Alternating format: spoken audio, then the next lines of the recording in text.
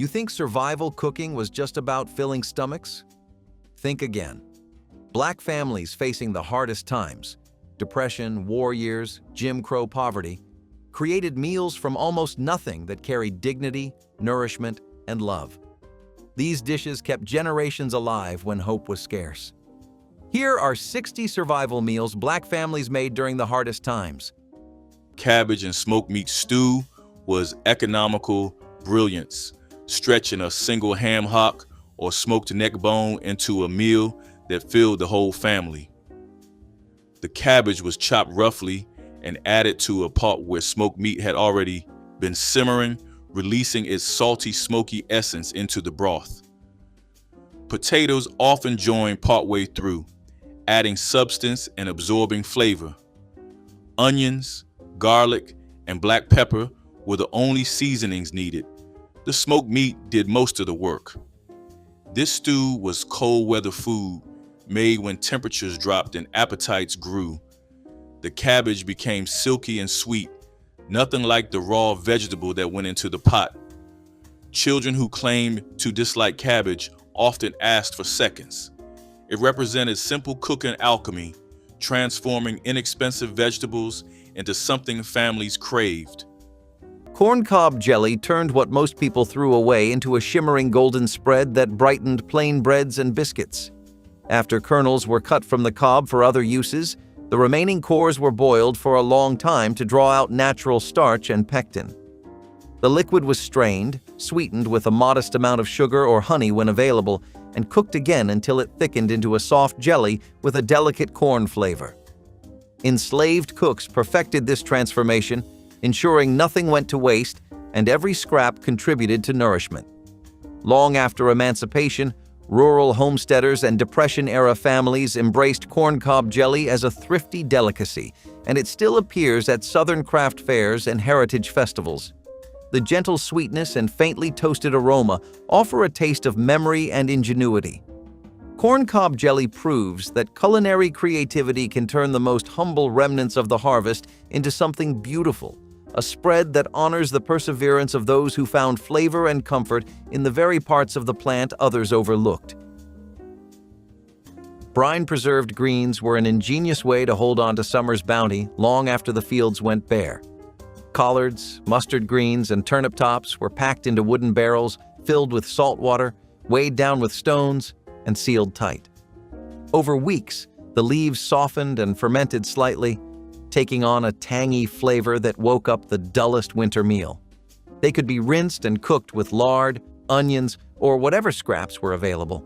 This simple method kept vitamins alive in seasons when fresh food was impossible to find. The scent that rose when the barrels were opened was sharp, earthy, and comforting, a taste of summer revived in the dead of winter. In homes that had little, these barrels represented life insurance against hunger.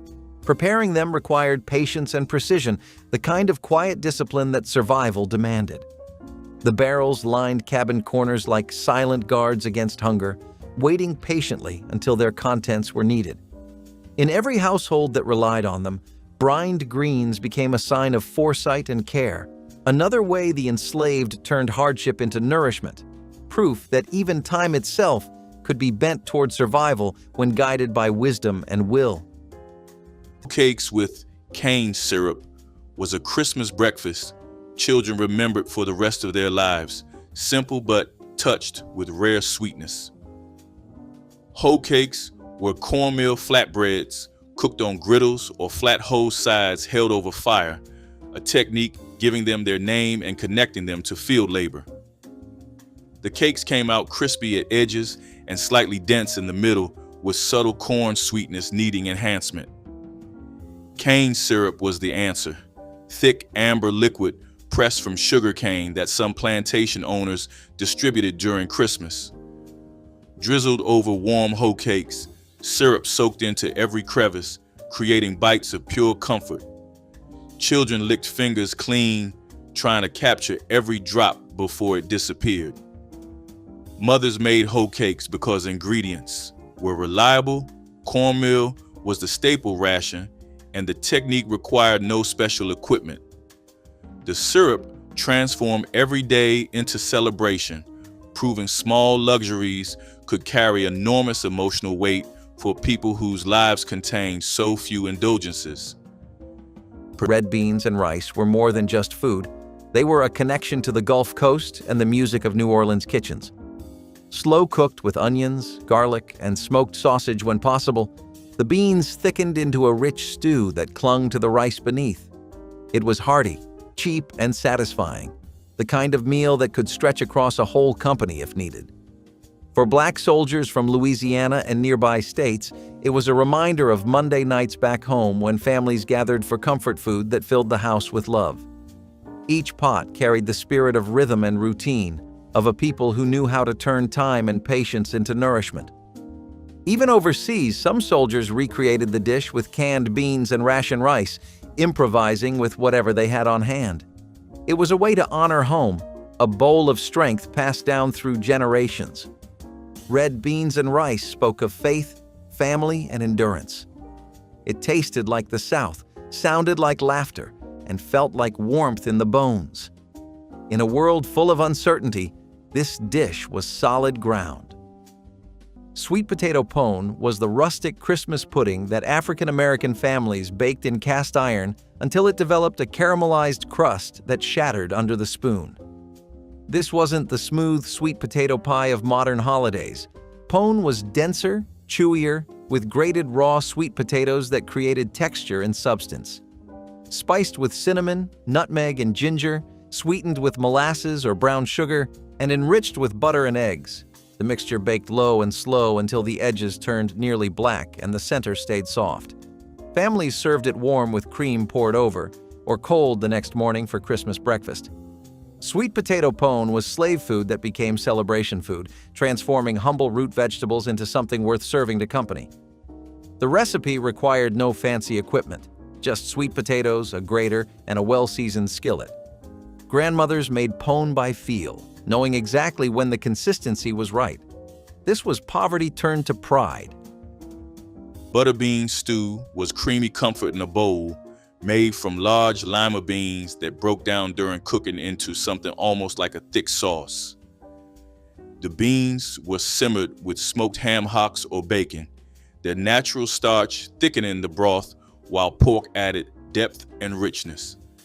Onions and garlic were essential, as were bay leaves that perfumed the entire pot. Some families added tomatoes for color, while others preferred the pure, creamy simplicity of beans and pork. This stew was filling enough to serve as a complete meal, especially paired with cornbread that soaked up every drop of that silky broth. Children often requested seconds, not realizing how little the meal cost to prepare. Butterbean stew represented Southern cooking magic, transforming humble dried beans into something that tasted far richer. Persimmon seed coffee emerged when imported beans were rare or too costly for enslaved communities. Wild persimmons dropped their fruit in autumn, and the hard seeds inside were washed, dried, and roasted until dark and fragrant. Ground and steeped in hot water, they produced a warm, nutty beverage with no caffeine but plenty of comfort on cold mornings. This practice carried forward after the Civil War, especially during wartime shortages when coffee imports faltered again. Families across the South roasted persimmon seeds alongside chicory or other local substitutes, proving the durability of this inventive method. The gentle flavor and toasty aroma made it a beloved alternative long after necessity faded. Today, a few heritage festivals still brew persimmon seed coffee to honor the ingenuity of those who first discovered its rich taste. The drink reminds us that creativity in the face of scarcity can yield traditions that outlast the circumstances that gave birth to them, turning survival into a legacy of flavor and resilience. Pickled watermelon rinds were the epitome of making something from nothing, a perfect reflection of the ingenuity that sustained life under impossible circumstances. The sweet pink flesh of the melon was eaten quickly, but the pale rind, normally discarded, was peeled, cut, and boiled in vinegar with cloves and sugar until translucent. Stored in jars, it became crisp, tangy, and refreshing, a treat that lasted long after harvest. It was both preservation and protest, turning scraps into sustenance. This act of saving every part of what little was available revealed a truth. Survival was not only about endurance, but about creativity. These jars lined kitchen shelves like quiet trophies, gleaming reminders that waste was a privilege few could afford. Even now, a single bite of pickled rind carries that legacy, sweet, sharp, and unbroken. Persimmon pudding was a Christmas dessert made from fruit growing wild and free, belonging to no one and therefore available to everyone who knew where to look. Persimmons ripened after first frost, their orange flesh turning from mouth-puckeringly astringent to honey-sweet overnight. Enslaved foragers gathered them by the basketful, mashing soft pulp and straining out seeds to create thick puree.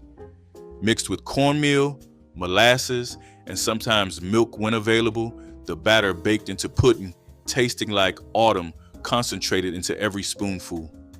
The flavor was complex, sweet and earthy with hints of cinnamon and dates, unlike anything else in the limited cuisine available. Persimmon pudding represented knowledge of the land that enslaved communities developed, understanding which wild foods were safe and when to harvest them. This was wisdom passed from African ancestors who had forged their own lands, adapted to American forests, and carried forward as resistance against total control. Biscuits and gravy with drippings were the true definition of making do and finding flavor in scarcity. The biscuits were soft clouds of flour, milk, and shortening, baked until golden in small camp ovens or mess tents. The gravy came from the pan drippings, thickened with flour and a splash of water or milk if luck allowed. It was the kind of food that looked simple but carried depth, the taste of comfort made from the leftovers of survival. Soldiers knew this flavor from home kitchens where every drop of grease was saved, every bit of fat turned into fuel for another day. The smell alone could turn a mess hall quiet, men pausing to breathe in something that felt like Sunday morning. Biscuits and gravy were not just breakfast, they were memory on a plate. The rich sauce clung to the bread like hope, warm and grounding. Even far from home, soldiers could close their eyes and imagine family tables and laughter rising with the steam. In a world built on rations and endurance, this dish was mercy. It was the art of turning scraps into something worth remembering. Boiled custard was Christmas in a cup, a silky, drinkable dessert that African American families stirred slowly over low heat until it coated the back of a spoon. Unlike store-bought eggnog, this was made from scratch with eggs, sugar, milk, and vanilla, cooked with patience that couldn't be rushed. The process required constant stirring to prevent curdling, a skill grandmothers passed to daughters while sharing stories. Served chilled in small glasses, boiled custard was rich enough to feel like dessert, but light enough to sip throughout Christmas Day. Some families added a splash of bourbon for the adults, creating a version that warmed from the inside out. Children would beg for just one more glass, their upper lips painted white with creamy sweetness. The custard was often made Christmas Eve, chilling overnight so the flavors could deepen. Boiled custard represented patience and tradition, proof that the best Christmas treats couldn't be rushed or purchased. Collard green stew was more substantial than the traditional pot of greens, with potatoes and meat added to create a complete meal in one pot. The greens were washed carefully to remove grit, then chopped and simmered with smoked turkey necks or ham hocks until tender. Potatoes were added partway through cooking, absorbing that smoky, slightly bitter broth until they became creamy and flavorful. Onions and garlic rounded out the pot, while vinegar or hot sauce added brightness at the table. This stew was winter medicine in many households, believed to ward off colds and provide strength during dark months. The potlikker was treasured, sipped from cups or soaked up with cornbread. Children learned to love greens through this stew, the potatoes and meat making vegetables approachable. Roasted gourd seeds turned the remnants of pumpkins and native gourds into a vital source of fat and minerals. After the flesh was cooked for soups or pies, seeds were washed, lightly salted, and spread near the hearth to dry before roasting. This simple preparation produced a crunchy, nutrient-rich snack that stored well through the winter and could be ground into meal or used to thicken stews. Similar seed roasting traditions existed across West Africa, where pumpkin and melon seeds were prized for both flavor and nutrition, and those techniques crossed the Atlantic with enslaved people. Over time, roasted pumpkin seeds became a familiar autumn treat in American households, sold at fairs and enjoyed during harvest celebrations. The practice illustrates how African culinary memory merged with indigenous crops, creating a food that moved from necessity to seasonal pleasure. Roasted gourd seeds continue to appear in modern kitchens and farmers markets, carrying with them the history of careful saving and the resourceful spirit that turned every part of the plant into nourishment. Wild onion and garlic mix was both food and medicine, gathered by those who knew the land as well as any healer. In damp meadows and riverbanks, the green shoots sprouted freely, filling baskets with flavor when rations tasted dull or stale. Boiled into soups or pounded into paste, the bulbs masked bitterness and helped fight colds or fever. Their strong scent filled the air, signaling nourishment in a place where it was often scarce. The people who gathered them worked quietly at dawn, plucking the roots from the earth, grateful for the sharp fragrance that promised vitality. When boiled with beans or greens, these humble plants gave meals depth and warmth, reminding people of home, of something green and alive. Mixing wild onion and garlic with beans or greens brought a comfort that was small but deeply human, the warmth of a familiar taste. These foraged bulbs were proof that knowledge was power, and survival often depended on remembering the wisdom that nature whispered to those willing to listen. In every bowl, seasoned this way, lived both healing and defiance, the flavor of life persisting despite deprivation, a small spark of dignity and strength hidden in every spoonful. Potlikker with cornbread was perhaps the most humble Christmas meal, yet it nourished bodies and spirits when nothing else was available. Potlikker was cooking water left after boiling greens, collards, turnips, or whatever could be gathered from winter gardens. This broth contained vitamins and minerals leached during cooking, making it genuinely nutritious despite appearing to be mere vegetable water. Enslaved families sipped warm liquor from cups, using cornbread to soak up every drop. The flavor was earthy and green, slightly bitter, but satisfying on cold December nights when cabin walls let in the wind. On Christmas, potlikker might be richer, made from greens cooked with a bit of fatback if rations allowed. Mothers ensured every child received their share, knowing the liquor would ward off winter sickness. This dish taught an essential lesson that nothing should be wasted, that nourishment existed even in what appeared to be scraps. Hoppin' John, made from black-eyed peas and rice, was a dish of hope carried across generations. It came from African roots, a blend of resourcefulness and symbolism that survived centuries of struggle. In wartime, it was both practical and powerful, a meal that could feed many and remind every soldier of home. The peas stood for luck, the rice for sustenance, and together they formed a promise of better days. Soldiers stationed far from the south recreated it as best they could, using canned beans and whatever grain was on hand. It was a quiet act of remembrance, a connection to ancestry and endurance. Eating it meant carrying culture in the belly when everything else felt foreign. Hoppin' John turned scarcity into ritual, giving flavor to faith itself. Even in tents and trenches, a simple bowl of beans and rice could taste like survival and pride. It was more than food. It was an inheritance made edible, seasoned with memory and courage. Caramel cake was the crown of African-American Christmas tables, a dessert so revered that only the most skilled baker in the family dared attempt it. The cake layers were simple: butter, sugar, eggs, flour, and buttermilk. But the caramel icing was where reputations were made or broken. Real caramel icing required cooking sugar until it turned amber. then carefully adding butter and cream while stirring constantly to prevent burning or seizing. The process could take an hour of standing over a hot stove, watching the mixture transform from grainy to glossy. If the caramel was pulled too soon, it would slide off the cake. Too late, and it would harden into candy before spreading. Black grandmothers knew the exact color, the perfect drip from the spoon, the moment when everything came together. The finished cake wore thick waves of mahogany icing that cracked slightly when sliced.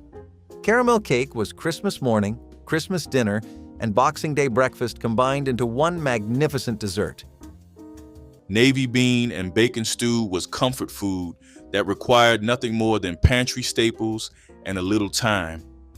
The beans were soaked overnight, then simmered with thick-cut bacon, onions, and garlic until everything became tender and the broth turned cloudy with starch. Some families added tomatoes for color, while others preferred the pure white simplicity of beans and pork. Bay leaves and black pepper were the only seasonings needed. The bacon provided salt and smokiness that permeated every bite. This stew was often made in large batches because it kept well and reheated beautifully. Children came home from school to find it waiting on the stove, ready to warm them inside out. The beans provided protein that stuck to ribs, while bacon satisfied cravings for richness. Pokeweed greens offered one of the first fresh tastes of spring for people living with few supplies after a long winter. Young pokeweed shoots emerged early and plentifully, but they carried natural toxins that required careful boiling in several changes of water. Enslaved cooks, drawing on African knowledge of wild plants, mastered this technique to create a tender, spinach-like dish that supplied vital vitamins when gardens were only beginning to grow. Seasoned with a bit of salt pork or a sprinkle of wild herbs, poke greens became a welcome sign of the changing season. Long after emancipation, poke salad festivals in Appalachia and the Deep South celebrated this once humble plant, turning a survival ingredient into a community tradition. The careful preparation taught by generations of African American cooks is still followed today, preserving both safety and flavor. Pokeweed greens remind us that deep botanical knowledge and patient cooking transformed a potentially dangerous weed into nourishing food that helped sustain families through the hardest times. Crushed oyster shell lime was survival ingenuity disguised as chemistry. Oysters, abundant along the southern coast, provided more than food. Their shells were burned or ground to make lime, which could be used to cure meats, preserve vegetables, or supplement diets lacking calcium. The process was slow and smoky. Shells collected, crushed, and heated until they turned white and brittle. The powder that remained was mixed into brine or rubbed onto food before storage. It could even be used to whiten walls or patch small cracks in chimneys, turning waste into utility in every sense. For those denied access to medical care or proper nutrition, this humble material offered health and preservation alike. The smell of burning shells lingered in the air, marking the intersection of hardship and invention. It was the science of necessity, born not in laboratories but in the open air by those who learned to read nature's laws through need. Even waste became resource. The oyster shell stood as a small testament to wisdom gathered from both land and sea, proof that nothing in survival was ever truly thrown away, and that even what was discarded could build the foundation of endurance. Sweet potato pone was a Christmas dessert requiring nothing more than sweet potatoes, molasses, and knowledge passed from mother to daughter across generations. Potatoes were roasted until soft, mashed with molasses, a little lard, and spices like ginger when available. The mixture was pressed into a pan and baked slowly until set into dense, sweet cake that could be sliced and eaten cold over several days. The texture fell somewhere between pudding and candy, smooth and sticky with concentrated sweetness, making children's eyes go wide. Sweet potatoes grew well in small plots. Enslaved families were sometimes permitted to tend, making them one of the few ingredients people could control. The pone represented agency, a dish made entirely from ingredients grown and prepared by enslaved hands without slaveholder involvement. Families made extra pones to share with neighbors, spreading Christmas joy through food when no other gifts were possible. Navy bean soup might have been a military staple, but for black soldiers, it carried a deeper warmth. Thick and hearty, it filled the stomach and steadied the nerves after long, cold days in camp. The beans were slow cooked until soft, flavored with ham bones, onions, or whatever scraps were available. It wasn't glamorous, but it was real food, reliable, honest, and sustaining. Many soldiers compared it to the soups their mothers made, where love simmered alongside necessity. In a segregated army, where dignity was often rationed too, a bowl of soup could remind a man that he still mattered. It was nourishment and memory, comfort and pride. The smell of navy bean soup rising from the mess tent could make even the toughest day feel human again.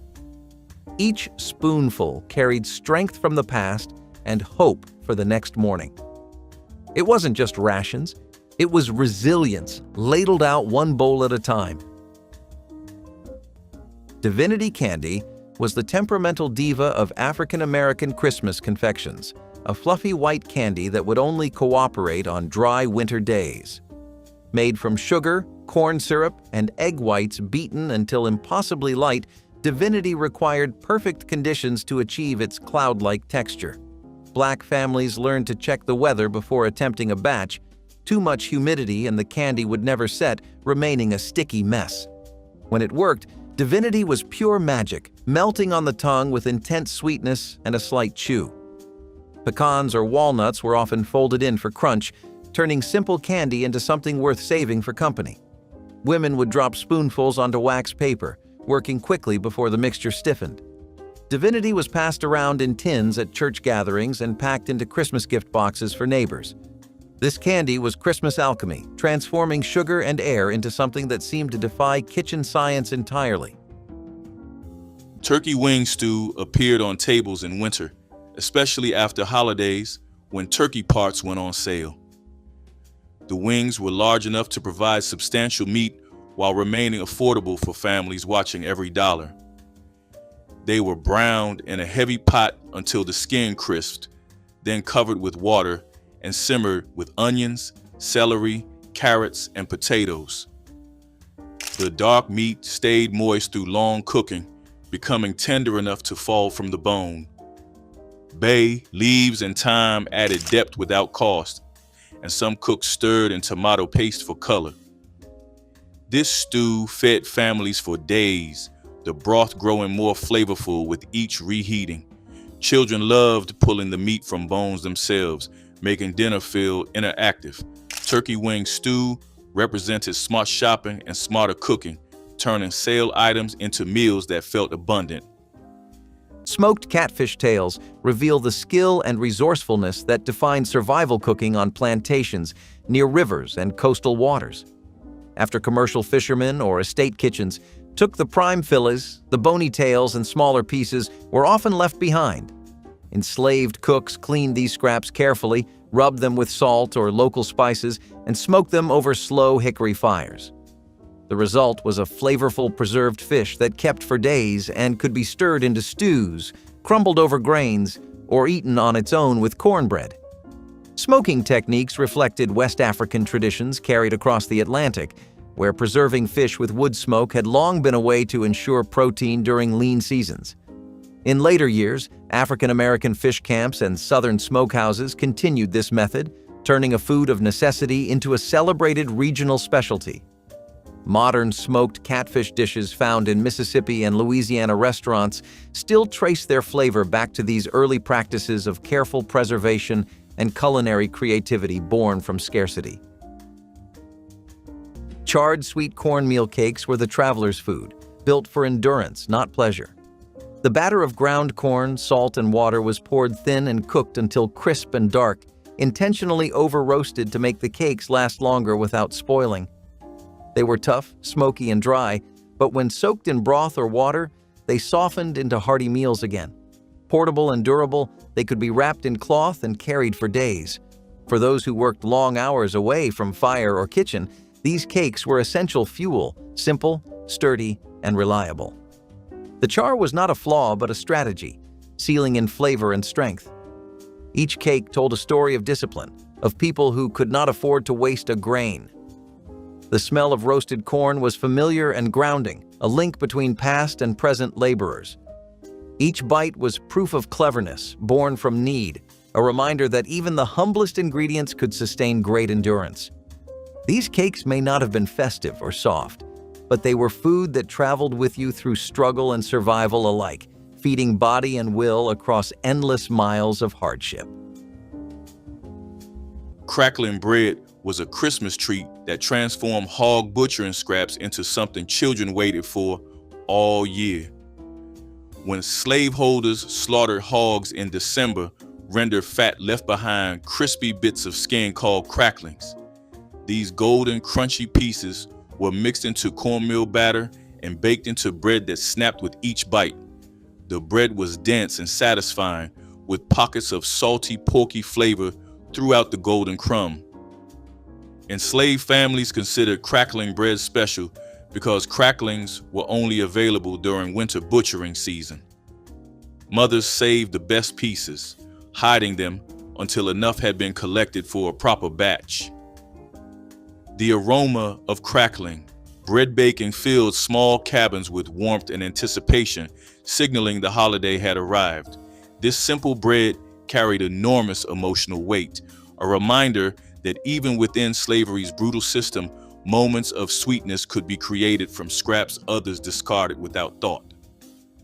Canned yams in syrup were the sweet echo of holidays that seemed too far away. Sent in care packages wrapped with love, they arrived dented, sticky, and precious beyond words. The syrup clung to the metal can, a reminder of kitchens filled with cinnamon and laughter. Soldiers would heat them over camp stoves when they could, savoring each bite as if it were dessert at home.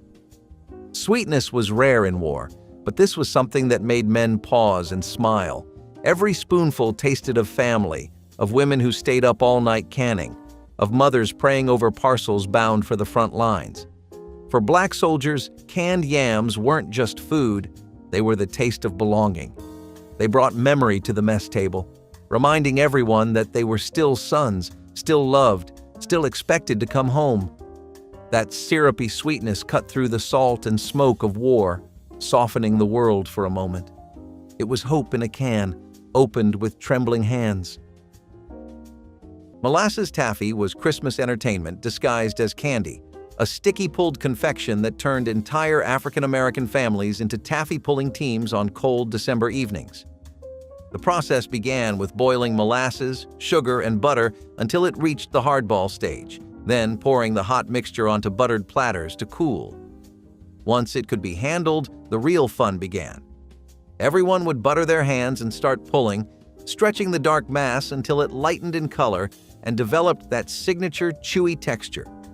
Children loved the mess, the laughter, and the competition to see who could pull the longest strand.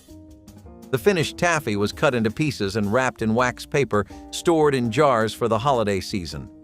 This wasn't just candy, it was family bonding, a Christmas Eve tradition that created memories alongside sweets.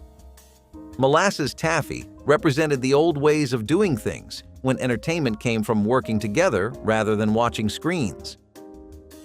Ham hock and bean stew was a wintertime miracle that transformed dried beans and smoked pork into a meal substantial enough to fuel a family through freezing temperatures. The ham hocks were simmered for hours, their smoky essence infusing the cooking liquid while collagen broke down into silky richness. Navy beans or Great Northerns were added, absorbing every bit of porky flavor as they softened into creamy tenderness. Onions, garlic, and bay leaves rounded out the pot. This stew was Monday food in many households, made when the weekend ham bone still had meat clinging to it. The beans provided protein that rivaled expensive cuts, and the broth was considered medicine for cold and flu season. Families stretched this stew across several days, knowing each reheating only deepened the flavors. Watermelon rind stew reflects the creativity and endurance of people forced to survive on the edges of the plantation food system. The sweet red fruit was usually reserved for those in the owner's household, but the pale green rind, often thrown away, became a valuable ingredient for the enslaved cooks who transformed scraps into nourishment. Strips of rind were simmered slowly with onions, garden herbs, and whatever seasoning could be gathered or traded, creating a mellow broth rich in minerals and gentle sweetness. This practice traveled forward in time, inspiring the pickled watermelon rind that remains a hallmark of Southern home kitchens today. The dish is more than a recipe. It is a record of resilience, showing how African culinary knowledge turned waste into sustenance and flavor. In modern celebrations of African American foodways, watermelon rind pickles and stews continue to honor those who preserved health and dignity through skilled cooking even when denied basic freedom. Roasted acorn mash was one of the earliest lessons in transformation, how something bitter could be made good. Acorns gathered from the forest floor were soaked for days to wash away their harsh tannins, then ground, roasted, and stirred into porridge or cakes. The work was slow, but the result was nourishing, dense, and filling enough to last through the hardest labor. It carried the deep, nutty scent of the woods and a flavor unlike anything from a store shelf today.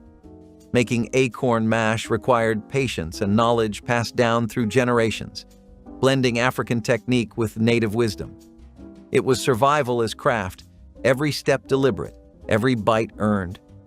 For those who lived on the edge of hunger, this humble meal was both shield and strength. It proved that what others overlooked could become a feast in the right hands. Possum and sweet potatoes was one of the rare Christmas dishes enslaved families could call their own, made from animals trapped in December woods. The possum was cleaned, soaked overnight in salted water, then roasted slowly with sweet potatoes tucked around the edges. The meat turned tender and slightly sweet from the animal's diet of persimmons, while the potatoes absorbed rich drippings until caramelized. This dish appeared at Christmas because it was one of the few times enslaved people had permission to hunt without supervision. Sweet potatoes came from small garden plots tended after required labor was finished.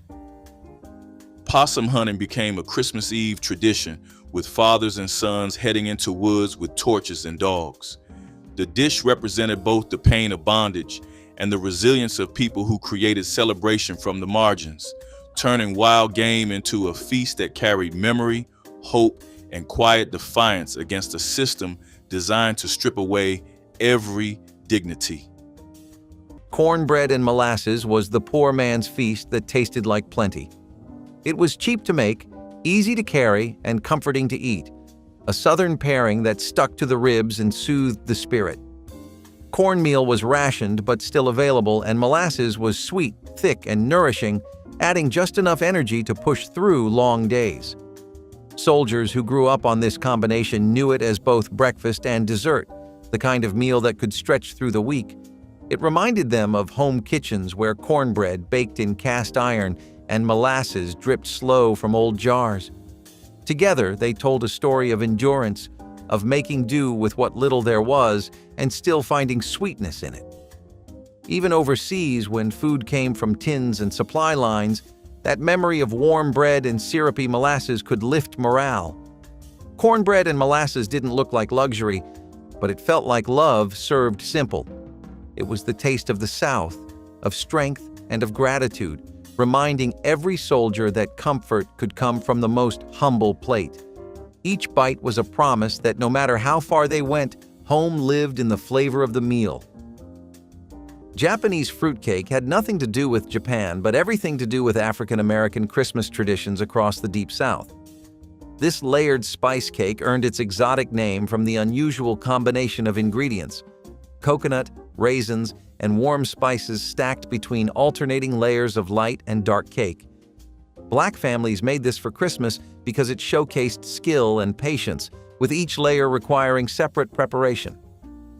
The white layers were tender and light, while the dark layers were dense with spices, nuts, and dried fruit. A thick coconut frosting bound everything together, often made with freshly grated coconut that families cracked by hand. The cake improved over several days, making it perfect for Christmas Eve preparation. Grandmothers guarded their recipes closely, adjusting spice ratios to family preferences. Japanese fruitcake was celebration made edible, a towering statement that Christmas in Black households meant going all out for those you loved most. Beef tripe stew was not for the faint of heart, but those who grew up eating it remember the dish with deep affection. Tripe required thorough cleaning and long cooking to become tender, but the result was worth every minute of preparation. The honeycomb texture held onto flavorful broth, making each bite an experience. Black cooks prepared it with tomatoes, onions, garlic, and plenty of pepper, creating a stew with Caribbean and Southern influences intertwined. Some versions included potatoes or hominy to stretch the meal. The dish was considered special occasion food despite its humble origins, served when the family wanted something different. The smell was distinctive, earthy, and rich, announcing to the neighborhood that serious cooking was happening. Tripe stew taught children that texture and flavor mattered more than appearance. Wild grape connected plantation kitchens to the native abundance of the American South. Muscadine and scuppernong grapes grew untended along fences and forest edges, providing a dependable late summer harvest. Enslaved workers gathered the clusters and crushed them by hand to create a tangy juice that could be fermented slightly for a refreshing drink or boiled into a syrupy must used to season grains and greens. This technique echoed West African traditions of using fruit reductions to brighten savory dishes. After emancipation, muscadine wine and homemade grape jellies became hallmarks of Southern foodways, and small farms still produce them today. The careful gathering and slow simmering required patience and skill, qualities that defined the cooking of those who made the most of every wild resource. Wild grape stands as both a practical recipe and a testament to how African American cooks merged Old World techniques with New World ingredients, leaving a flavor that continues to shape regional preserves and beverages across the Carolinas and Georgia. Chinquapin nut meal was a secret storehouse of strength, hidden in plain sight among the trees. The chinquapin, a cousin of the chestnut, produced small, sweet nuts that could be gathered in the fall and ground into a fine meal. Enslaved families crushed them using stones, drying the powder in the sun to keep for months. When flour was impossible to come by, this nut meal became bread, porridge, and thickener all at once. It was light to carry but heavy with sustenance, a survival food that kept bellies full during harsh winters or long journeys. The taste was earthy, buttery, faintly sweet, a reminder that even the smallest things in nature held power. The chinquapin tree itself became a silent ally, standing in the background of survival stories few ever told. Every handful of its meal was a small victory against hunger and hardship. Molasses cake was the closest thing to dessert most enslaved people would taste at Christmas, baked in cast iron skillets over cabin fires. Molasses was the cheapest sweetener, the dark byproduct of sugar refining that plantation owners considered beneath their tables but distributed to quarters. Mixed with cornmeal or rare wheat flour, eggs when available, and gathered spices, the batter baked into dense, moist cake with deep, almost burnt sweetness. The flavor was intense, far removed from delicate cakes served in the big house, but beloved in its own way. Women who made exceptional molasses cake earned reputations spreading across plantations, their recipes guarded and whispered. Children hovered near the fire, watching for signs the cake was ready. Each slice represented weeks of careful hoarding, extra molasses saved, flour hidden away, eggs collected one by one until enough existed to create something truly celebratory from almost nothing. Homemade pound cake was love mailed across the ocean, one slice at a time. It was dense enough to survive the trip, wrapped tight in wax paper and sealed with faith. Church ladies baked them by the dozens, each loaf carrying prayers folded right into the batter. The smell of butter and sugar was enough to make homesickness ache less. When soldiers received one, they'd slice it thin and share, passing around a taste of community that stretched from home kitchens to foreign fields. Each crumb reminded them of Sunday mornings, gospel songs, and the hands that worked miracles out of flour and faith. Pound cake was never just dessert, it was devotion disguised as sweetness. Even after weeks in transit, it arrived golden, comforting, and perfect enough to make a grown man close his eyes. Homemade pound cake told every soldier the same thing: you are loved and you are not forgotten. Bourbon balls were the no-bake Christmas treat that let African-American families indulge in a little grown-up sweetness during the holidays. These rich confections combined crushed vanilla wafers with cocoa, powdered sugar, corn syrup, and generous splashes of bourbon, rolled into small spheres and coated with more powdered sugar.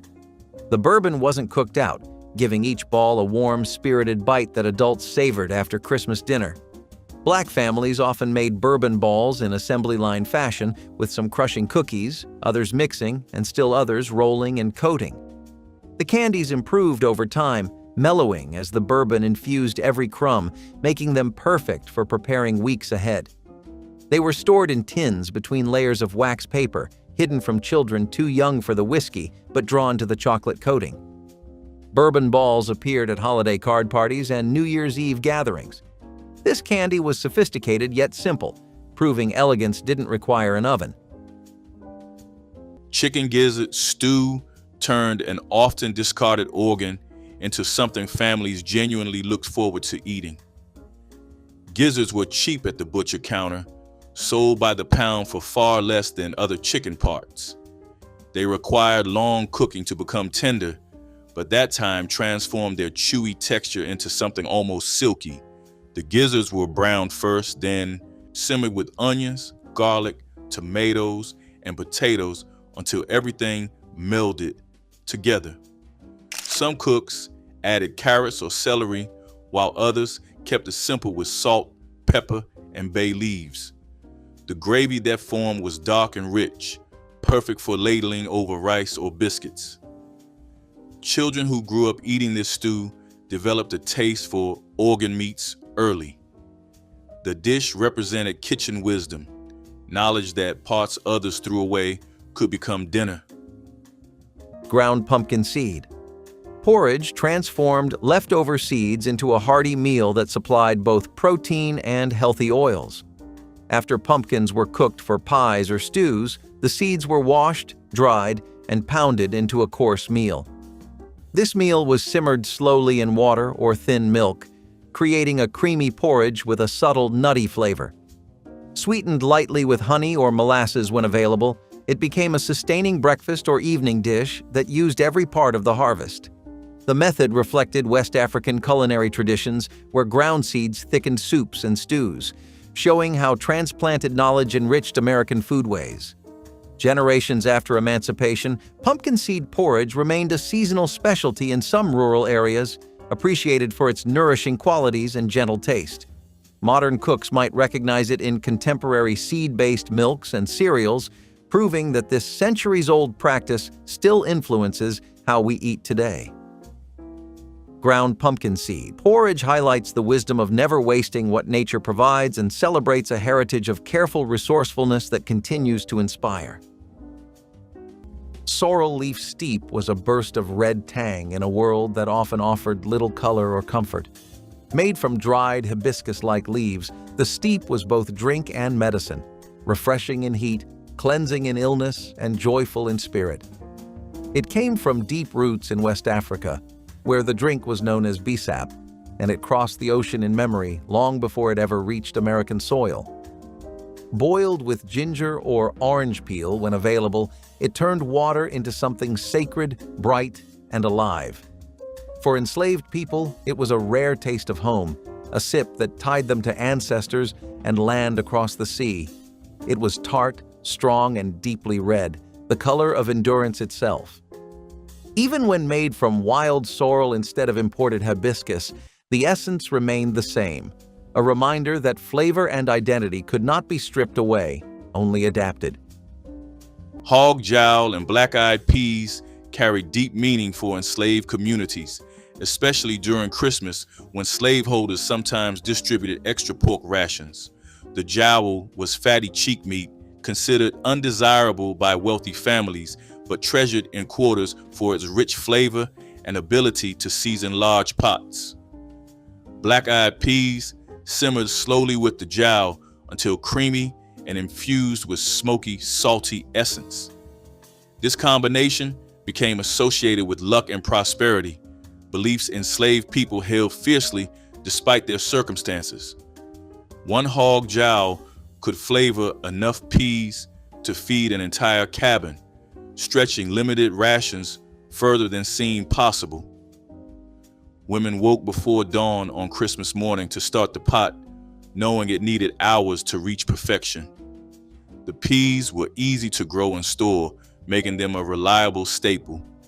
This dish was more than sustenance. It was an act of hope, a belief that better days might come despite all evidence to the contrary.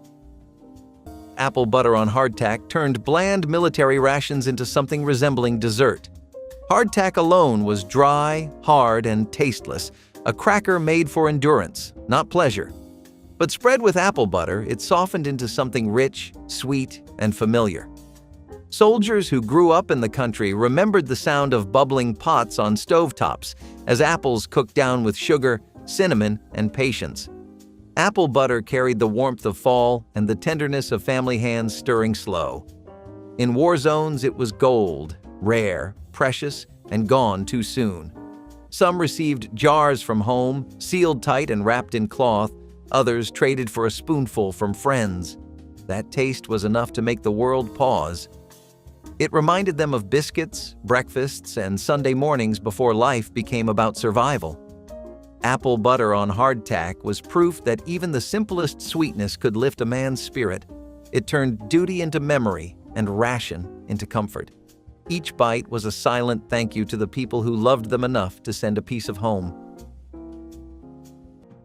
Brown sugar pound cake was the humble cousin of fancier Christmas cakes, yet it held its own on African American holiday tables with deep caramel flavor and incredible density. Unlike white sugar pound cakes, this version used dark brown sugar that gave the crumb a molasses-tinged sweetness and golden brown color. The recipe followed the traditional pound cake ratio, a pound each of butter, sugar, eggs, and flour, but the brown sugar transformed everything. Black families baked these in tube pans, letting them cool completely before turning out cakes that were heavy enough to anchor a dessert table. Some added pecans or a brown sugar glaze, but many served the cake plain, its flavor rich enough to stand alone. The cake sliced beautifully days after baking, making it ideal for Christmas week when company came and went. Brown sugar pound cake was proof that simplicity could be just as celebratory as complexity when the ingredients spoke for themselves. Neck bone stew carried families through the coldest months when money was tight and bellies needed filling. Pork neck bones were cheap at the butcher counter, often sold for pennies a pound because most people overlooked them. But black cooks knew better. They understood these bony cuts held deep flavor, waiting to be coaxed out through gentle simmering. The bones were browned first, then covered with water and left to bubble alongside potatoes, carrots, onions, and celery until the meat became fork tender. Some families added turnips or cabbage to stretch things further. The smell alone announced dinner was ready, drifting through every room like a warm invitation. Children hovered near the stove, waiting to tear meat from bones with their fingers. This stew proved the humblest ingredients could become something worth gathering around. Roasted chestnuts carried warmth and nourishment through the cold months when plantation rations were meager and gardens lay dormant. Enslaved families foraged chestnut trees that grew wild in the surrounding woods, gathering the smooth brown nuts and roasting them in hearth ashes or iron skillets until their shells cracked and the sweet flesh softened. The nuts' high energy content and natural sweetness made it an important source of calories and comfort, especially during long winter evenings. Roasted chestnuts became part of a wider African American food tradition, appearing in holiday celebrations and roadside markets after emancipation. Their gentle flavor paired well with cornmeal breads and simple stews, and many families passed down techniques for roasting and storing them long after the plantation era ended. Today, roasted chestnuts sold at winter festivals and city street corners carry echoes of that history, reminding us that what began as a survival practice also nurtured community and seasonal ritual for generations who transformed hardship into enduring culture. Dried pumpkin ropes were a symbol of patience and practicality, a way to stretch one harvest into many months of meals. Strips of pumpkin flesh were cut thin with worn knives and hung near the fire to dry, curling into long ropes that hardened in the smoke and heat. These strands could be stored for months, waiting to be dropped into stews to thicken broth or soften into porridge. Pumpkin was plentiful after harvest, but fresh produce never lasted long, especially under the strain of forced labor and limited access to land. Drying it was the answer, transforming something fleeting into something enduring. The faint sweetness of rehydrated pumpkin added depth to meals made mostly from grains or roots. The ropes hung from rafters like garlands of survival, bright orange reminders that foresight and resourcefulness were as valuable as any spice. It was food that carried memory and the quiet discipline of those who refused to starve. Chitlins with hot pepper vinegar was a Christmas dish requiring days of preparation and representing the ultimate example of making treasure from what others discarded. Chitlins, cleaned hog intestines, were given to enslaved workers after butchering because white families refused them. The cleaning process was intensive, requiring multiple soakings in cold water. Once cleaned, chitlins boiled for hours until tender, then served with vinegar spiked with hot peppers that cut through the richness. The powerful, distinctive smell filled quarters with an aroma announcing the holiday. Preparing chitlins was communal, with women gathering to clean and cook while sharing stories and songs. The dish carried African roots, connecting enslaved people to foodways their ancestors practiced before the Middle Passage. Eating chitlins at Christmas became an act of cultural preservation, a way of maintaining identity and community bonds that slavery sought to destroy. Fried catfish Fridays were a ritual, not just a meal. In church halls and military bases alike, Friday night meant catfish sizzling in oil, cornmeal crackling, and laughter spilling over tin plates. It was a moment of normalcy in a world gone uncertain. The dish carried deep spiritual and cultural weight, a reminder of faith, family, and the rhythm of Southern life. Black soldiers looked forward to it the way others longed for letters from home. The crisp coating, the smell of hot oil, and the squeeze of lemon made everything else fade for a while. Even when stationed far away, memories of catfish frying in backyard skillets could make the barracks feel less lonely. The tradition linked them to a community that still prayed for them on Sundays and fried fish on Fridays, waiting for their safe return. Fried catfish wasn't just food, it was fellowship on a plate, a taste of shared heritage that gave courage to keep going. In every bite was the strength of home, the sound of gospel hymns, and the reminder that no war could steal their spirit. Fresh coconut cake was the crown jewel of African American Christmas tables, a labor of love that began with cracking open whole coconuts by hand. This wasn't the shredded coconut from bags. This was fresh white meat, grated into fluffy piles that smelled like tropical paradise in December. Black families would purchase coconuts weeks ahead, checking them for freshness by shaking to hear the water inside. The cake itself was a towering white layer cake, but the magic happened in the frosting, a 7-minute icing that required constant beating over boiling water until it formed glossy peaks. Fresh coconut was folded into the frosting and pressed onto every surface until the cake looked caught in a snowstorm. Children would fight over who got to drink the coconut water and eat the leftover shreds. This cake demanded hours of work, but delivered pure Christmas magic. Fresh coconut cake proved that the best celebrations came from effort, not shortcuts. Lima bean and ham stew was a thick, creamy bowl of comfort that stretched a small amount of meat into a meal for the whole family. Dried lima beans were soaked overnight, then simmered with chunks of leftover ham or a ham bone until everything melded into something greater than its parts. The beans broke down slightly during cooking, naturally thickening the broth into a consistency almost like gravy. Onions, garlic, and black pepper provided seasoning, while celery and carrots added sweetness and color. Some families mashed a portion of the beans against the pot to make things heartier. This stew was weeknight fare, simple to prepare but deeply satisfying when served over rice or with cornbread. The ham flavor permeated every bite, making even the plainest bean taste special. Cane top syrup began with the earliest shoots of sugarcane, long before the full harvest. When planters reserved the mature stalks for commercial sugar, enslaved workers cut the tender tops and simmered them slowly, extracting a thin but sweet syrup.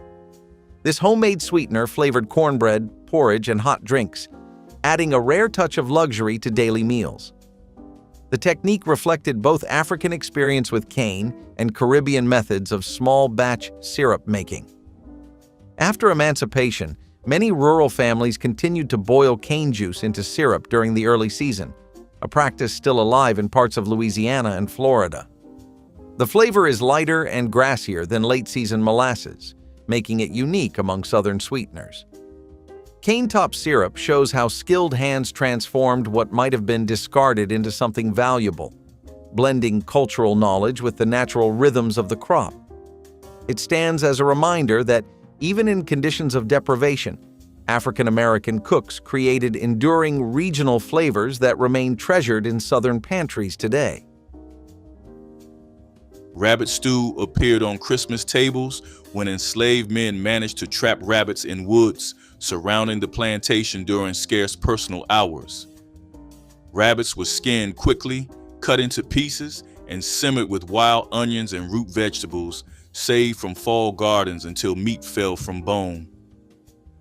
The stew was thin by necessity, never enough fat to make it rich, but hot and filling, warming bellies on the coldest nights.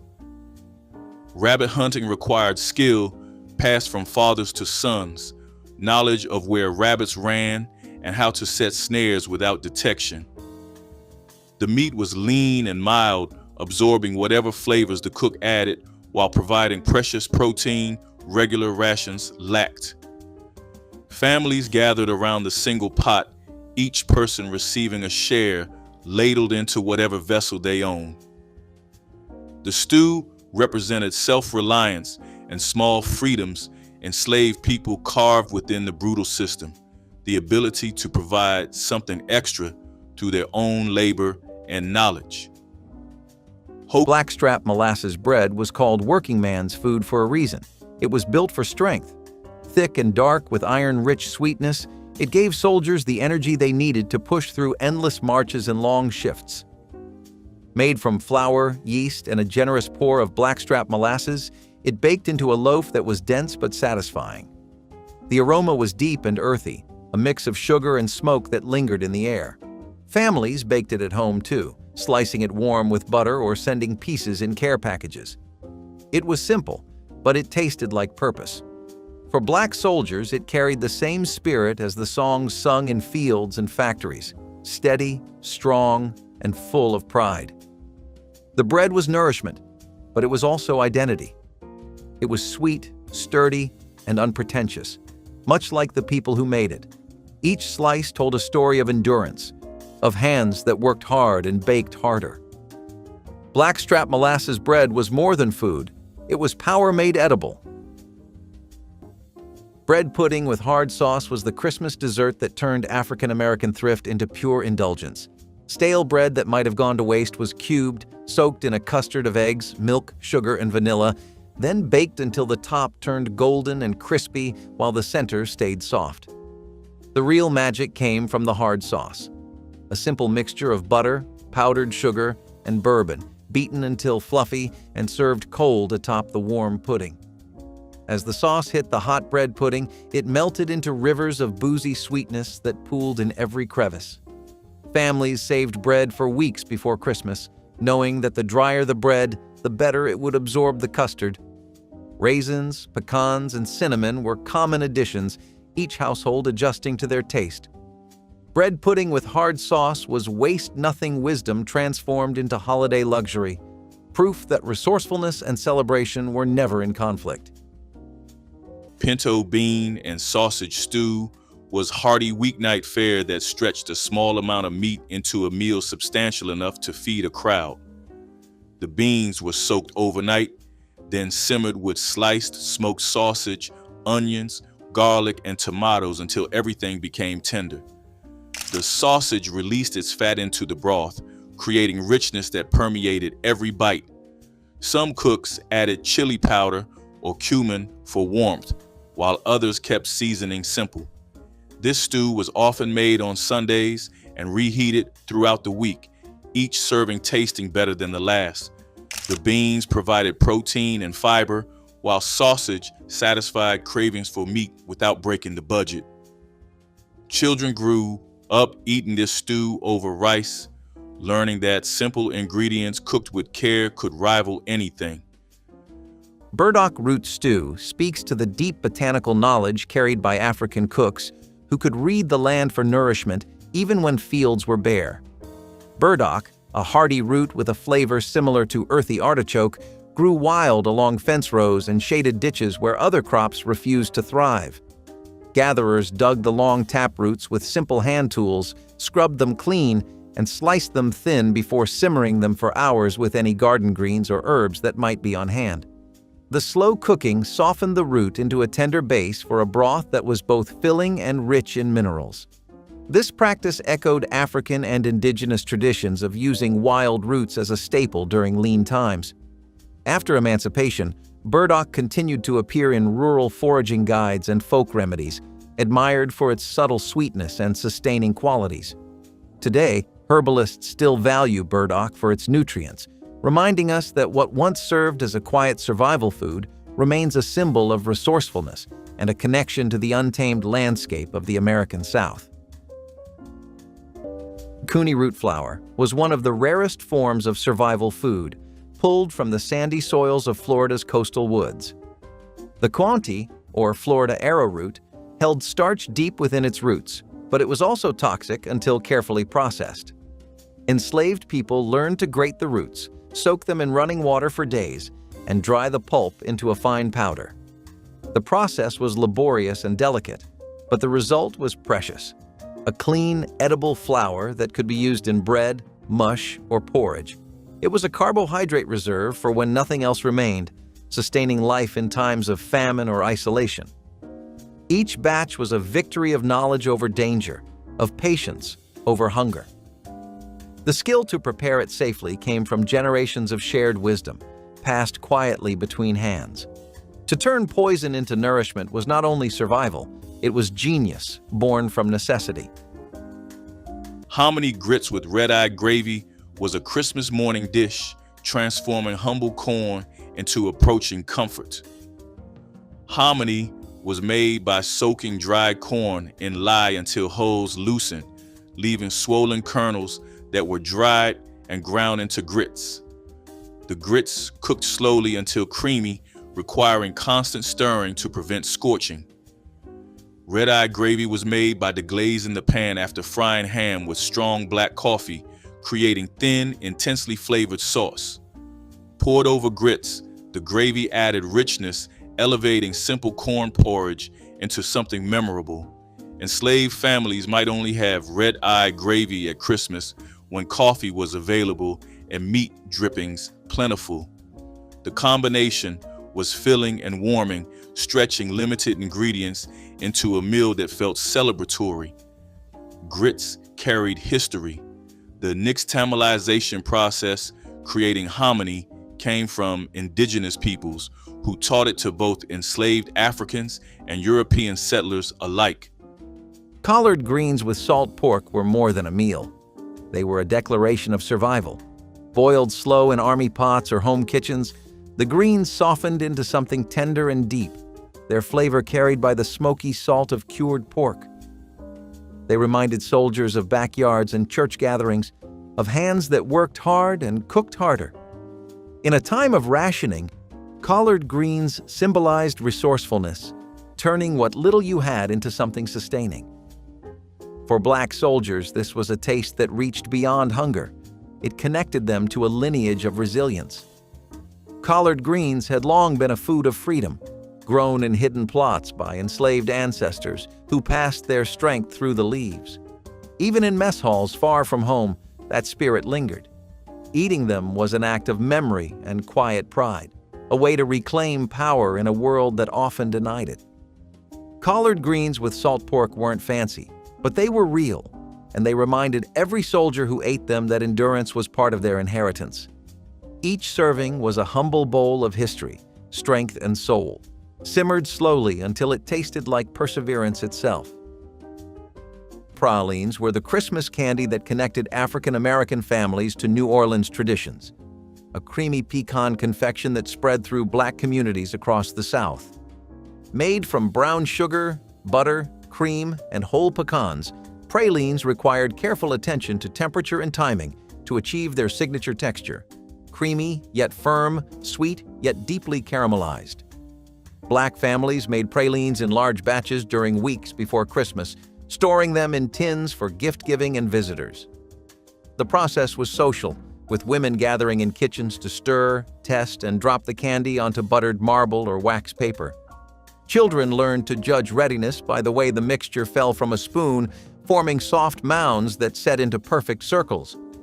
Each family had their own ratio of pecans to sugar, some preferring more nuts, others favoring creamier candy.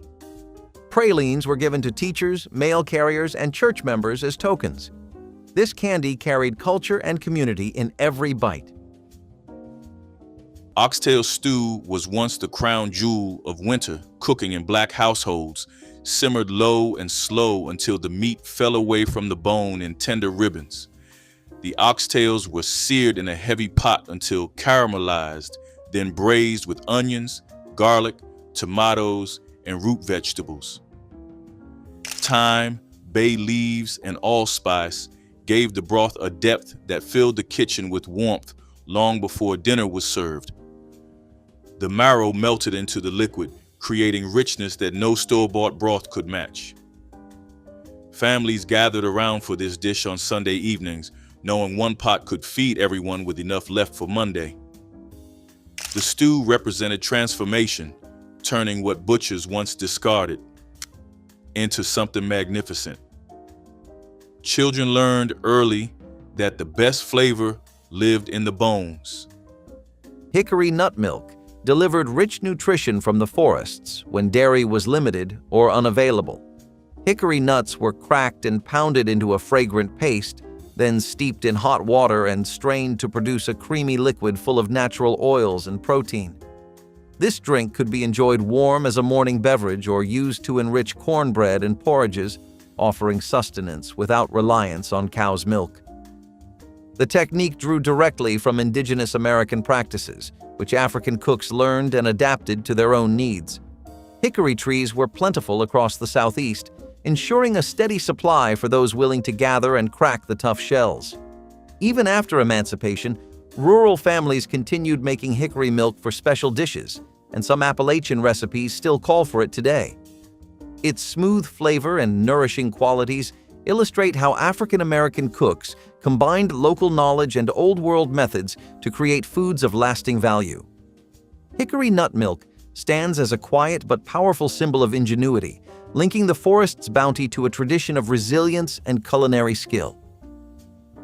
Jerusalem artichoke cash was a clever answer to hunger, hidden right beneath the soil. These knobby roots, also called sunchokes, grew wild and multiplied easily, making them a dependable food when nothing else survived the frost. After harvest, they were buried in cool earth or sand pits near the home, dug up one by one as winter crept in. Raw, they were crisp like water chestnuts. Boiled or roasted, they turned soft and nutty, rich with warmth. Unlike potatoes, they did not spoil quickly, and unlike corn, they required no field. They belonged to those who had the wisdom to look down, not out, to find food where others saw weeds. Families who kept Jerusalem artichokes knew security in the hardest months. Their flavor was mild, comforting, and slightly sweet, a quiet reward for foresight and care. Each tuber unearthed was a small triumph against scarcity, a quiet declaration that they would make it through another season, one root at a time, a reminder that even in cold earth, sustenance could still grow for those who knew where to look. Collard greens with ham hocks appeared on Christmas tables as one of the most anticipated dishes of the year, simmered for hours until tough leaves turned silky. Collards grew well in southern winters, their broad leaves sweetening after frost. Enslaved cooks stripped leaves from thick stems, washed them multiple times, then packed them into iron pots with whatever ham hock the slaveholder provided. The greens cooked down dramatically, a bushel reducing to few servings as leaves absorbed smoky pork flavor and released mineral-rich liquor. At Christmas, there might be more meat on the bone than usual, making the dish feel almost luxurious. Families passed down specific techniques, when to add vinegar, how much pepper. The greens were eaten with cornbread for soaking up precious potlikker, ensuring nothing was wasted. This dish represented nourishment, tradition, and small mercies that made survival possible. Sorrel tea and lemon water were the refreshment of remembrance, rooted deeply in the Caribbean and southern black homes. Sorrel, with its ruby hue and tart edge, was brewed from dried hibiscus petals that soldiers or families brought from home or traded for along the way. Mixed with sugar, cloves, and lemon, it became a drink that tasted like heritage. It was bright, tangy, and sweet all at once, a burst of color and flavor in a time when rations were gray and limited. For many black soldiers, a sip of sorrel was a memory of family gatherings, of laughter in crowded kitchens, of cool relief on hot southern afternoons. Lemon water served a similar purpose, simple, cleansing, and reminiscent of home gardens where citrus trees grew under wide skies. Together, they were a small luxury in wartime, a quiet act of cultural preservation. Drinking them was like carrying home in a cup, an echo of joy when the world felt heavy. Sorrel tea and lemon water kept spirits light and hearts steady, proving that nourishment was not only about food, but also about memory. Jam cake was the spiced Christmas cake that turned summer's preserved blackberries into winter celebration across African American households in the South. This dense, moist cake was loaded with homemade blackberry jam, warming spices like cinnamon, cloves, and allspice, plus buttermilk that kept it tender for days. The jam was stirred directly into the batter, giving the cake a deep purple-brown color and concentrated fruit flavor that no fresh berry could match. Black families often saved their best jars of preserves for Christmas jam cake, knowing the cake was only as good as the jam inside. Some versions included raisins, pecans, or a splash of bourbon for extra richness. The cake was typically frosted with caramel icing or left plain, dusted with powdered sugar like Christmas snow. Jam cake connected summer's labor to winter's celebration, proving nothing was wasted in households that preserved the harvest. This cake was heritage in edible form. Chicken foot stew might raise eyebrows today, but in black kitchens of the 1970s, it was beloved comfort food made from parts others threw away. The feet were scrubbed clean, blanched to remove the outer skin, then simmered until they released natural gelatin into the broth.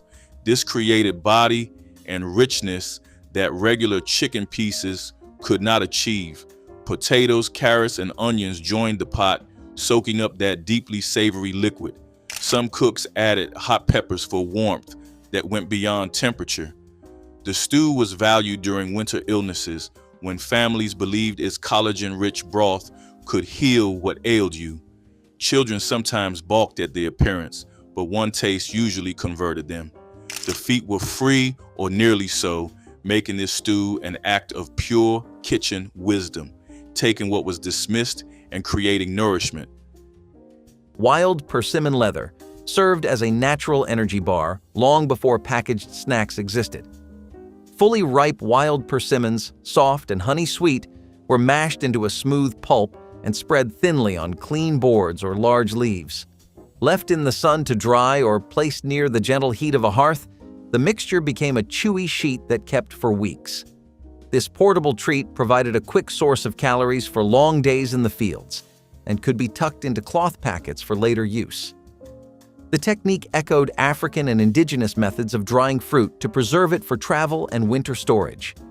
After emancipation, many rural families continued to make persimmon leather as an autumn tradition, and some Appalachian homesteads still practice it today. Its deep caramel flavor and long shelf life show how ingenuity and patience created foods that were both practical and delicious. Wild persimmon leather stands as a vivid link between past and present, proving that simple preservation can yield enduring taste and nourishment. Crab shell chowder was a meal made from what others threw away, the bones and shells left behind once the meat was gone. Along the coast, enslaved cooks learned to coax flavor from the emptiest scraps. Cracked crab shells were boiled with onions, herbs, and a bit of cornmeal or rice, creating a savory broth that smelled like the sea.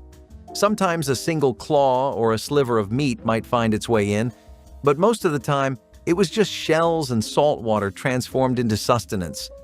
The broth was cloudy and briny, but it was warm and filling, enough to stretch for a family. The steam rose from the pot, rich and salty, curling into the air like a whisper of comfort. The shells gave their last bit of flavor to the pot, a final offering before being discarded again. What was once refuse became nourishment through skill and patience. It was the art of survival turned into cuisine, a testament to how deeply people could draw life from what remained after everything else had been taken. In those bowls of crab shell chowder lived resilience, proof that even emptiness could be turned into sustenance when guided by knowledge, hope, and the will to survive. Fried fatback was pure rendered pork fat, sliced thick and fried until edges turned crispy while the center stayed soft and rich. Fatback came from the hog's back, almost entirely fat with thin meat streaks. Slaveholders distributed it as rations because it was cheap and calorie-dense, fueling hard labor. At Christmas, families might fry extra slices or prepare them with more care. The aroma of fatback, sizzling in cast iron, filled cabins with a smell that meant something good was coming. Eaten on cornbread or alongside greens, fatback provided essential calories, keeping bodies warm through cold nights. Children fought over crispy edges while adults took fattier portions. The dish was simple to the point of primitive, yet it kept enslaved people alive. Fatback represented both the cruelty of a system providing only the cheapest foods and the resilience of people who made those scraps sustaining. Ham hocks and cabbage were the kind of meal that proved nothing had to go to waste to be wonderful. The hocks, smoked and salty, flavored everything they touched, turning a plain pot of cabbage into something rich and filling. Soldiers and families at home alike learned to stretch what they had, using every edible part to make a meal that felt whole. The cabbage softened in the broth, soaking up all that meaty depth, while the hock itself became a treasure at the bottom of the pot. It was a dish that carried the sound of boiling kitchens, the smell of thrift turned savory. Black soldiers who grew up on this food knew its meaning by heart. It was the taste of hard work made holy. It reminded them of mothers scraping together dinners from almost nothing, proving that love and patience were stronger than poverty. Every bowl was a lesson in survival, every bite a taste of home. Ham hocks and cabbage were proof that resilience could be delicious. In war or peace, they told the same story. Take what little you have and make it enough. Sock-it-to-me cake was the bunt pan showstopper that graced African-American Christmas tables throughout the 1970s and beyond. This dense, buttery cake featured a ribbon of cinnamon pecan filling swirled through the center, creating a surprise with every slice. The name came from the popular catchphrase on Laugh-In, but the cake itself was pure Southern comfort. Black families made it for Christmas because the bundt shape looked festive without requiring decorating skills, and the cake stayed moist for days. The batter was enriched with sour cream, giving it a tender crumb that melted on the tongue. A simple glaze of powdered sugar and vanilla drizzled over the top caught in all the decorative ridges of the pan. Children loved discovering the cinnamon swirl hidden inside, while adults appreciated the cake's ability to feed a crowd without fuss. Sock-it-to-me cake represented modern convenience meeting traditional flavor, perfect for busy holiday kitchens. Crowder pea stew was a southern specialty that showcased field peas at their creamy, earthy best. The peas were simmered with smoked ham hocks or salt pork until they broke down into a thick, almost gravy-like consistency. The cooking liquid became rich with smoky pork flavor, while the peas themselves turned soft and satisfying. Onions, garlic, and bay leaves added depth without overwhelming the peas' natural taste. Some families added tomatoes or hot peppers, while others preferred the pure simplicity of peas and pork. This stew was summer harvest food originally, made when peas were fresh and abundant, but it worked equally well with dried peas in winter. Served over rice with cornbread on the side, it was a complete meal that cost almost nothing but tasted like abundance. Maypop fruit mash turned the wild passion fruit of the American South into a rare dessert filled with tropical fragrance. Known as maypop for the sound of its hollow fruit when stepped on, this native vine produced aromatic yellow fruits that ripened in late summer. Enslaved foragers gathered the fruit, split the rinds, and scooped the bright pulp into a bowl with a drizzle of molasses or honey when such sweeteners were at hand. The result was a naturally tangy treat that needed no cooking and provided a burst of vitamins. The flavor, a cross between citrus and melon, delighted anyone lucky enough to taste it. Even after emancipation, rural families prized maypops for jellies and pies, and the plant remains a cherished wild edible across the Southeast. Maypop fruit mash preserves a memory of fleeting seasonal abundance and the creativity that transformed wild gifts into moments of celebration, proving that even in the harshest circumstances, people found ways to enjoy the bright, unique flavors offered freely by the natural world.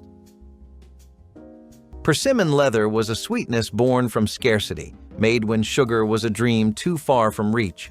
Wild persimmons, soft and golden when ripe, were gathered by hand and mashed into pulp, their tartness fading into deep honeyed flavor as they dried under the southern sun. Spread thin on boards or cloth, the pulp hardened into chewy sheets that could last for months, folded and stored for the hard winter ahead. It was candy made by patience, nutrition pressed into a form that would not spoil. The process itself was quiet work, often done at the edges of daylight, each batch a small defiance against hunger. When the cold arrived and food was scarce, a strip of persimmon leather could lift spirits and soothe hunger's edge.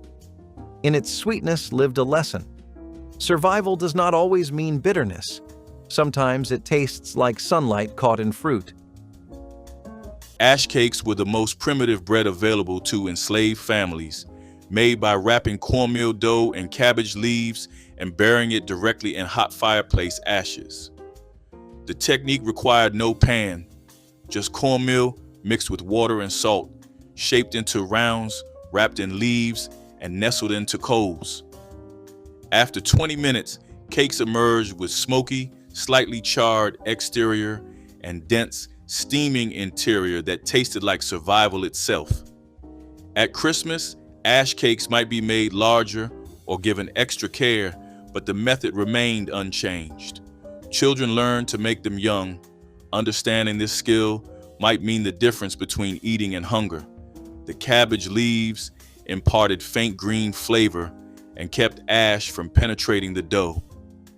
Ash cakes represented the absolute baseline of cookery, what could be made when nothing else was available, yet they filled bellies and sustained lives through bondage's cruelest seasons. Peanut butter sandwiches might have been simple, but they carried a universe of meaning. 2 slices of bread, A thick smear of peanut butter, maybe some jelly if you were lucky. They were cheap, packed with calories, and easy to send overseas without spoiling. Mothers wrapped them in wax paper, prayed over them, and hoped their sons got to taste home again. That first bite meant safety, even if just for a second.